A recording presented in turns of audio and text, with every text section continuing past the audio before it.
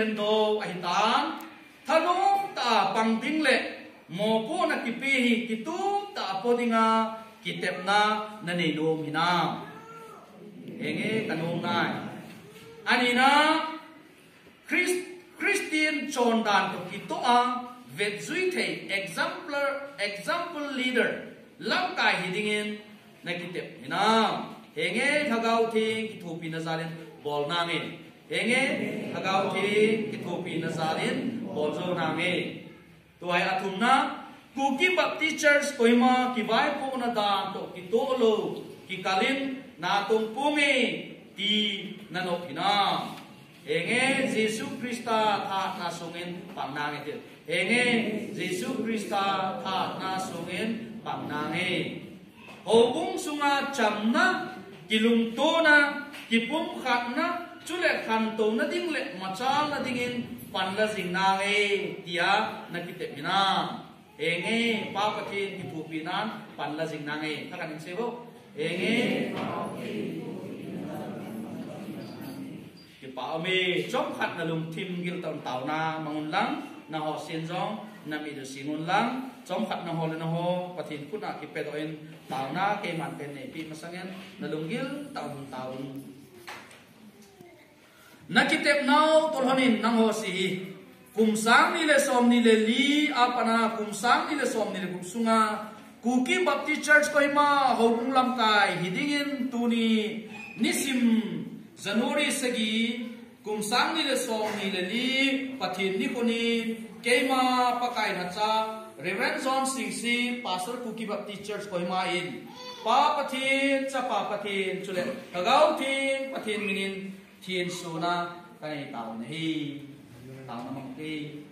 hallelujah hallelujah all of people nang man na hobung na thisana na cho sa ve sui dile lam kai ding jong nang man nei tungwin tu ni nen si Kuki Baptist Church ko hima kang kipan tu ni chanen nang man nei puilwen tu ni chanen thilo pita ta ka hobung mang chan na bolin nana to ho ka musing theun ka kipaon na he ka kipatu ka hunu na he tunia kabasanga humding kitep na nei lam kai ho si pakai amao thahat na amao bol the na zal hilowin nang ma thagau thing umpi na le nang ma thagau thing thon pina sunga kal sung dinga kitep na nei to thona tuni namina kapan sawa namina kathin su bangun pakai hichi kumthum tam sungai tammo ji ham insunga ha sat ji ham ai lo le na to na boy na to lo he na lo hin ta ato mol so the che na diun na pat the na ka thum pi na hi ta sadam the na nang man na so mosi na din pi bangan din pin lang nang man na so Joshua na til khawa hanin lang hangin kay man ka thon pi lawan na ki gel ha hanin lang hangin na din pha na to pha na chan nang ma kapi din na hi ti bangan turin lam kai dinga kilhen to nang man na seta no nei then he pui ke ma so na ho ka then nahi ke na chiwa ha ka nagawa na diwa ka sol nahi nang ma e ko pau e sol pau e pan sa pa nahi ise chun tu nia nang ma tha hak na sung hung ding to ho zo se nang ma lam kai lo thi lam kai ta san lam kai nang ma khuna man cha pha lam kai nang ma adinga ki pe do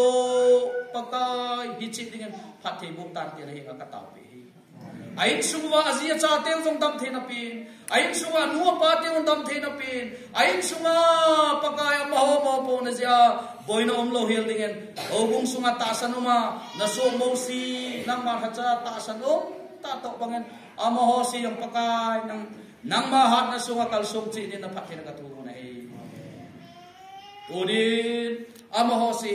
naminin katin sun naminin kapan sun namalan sana tonga lungbong leki pa kal holing kum thum sungai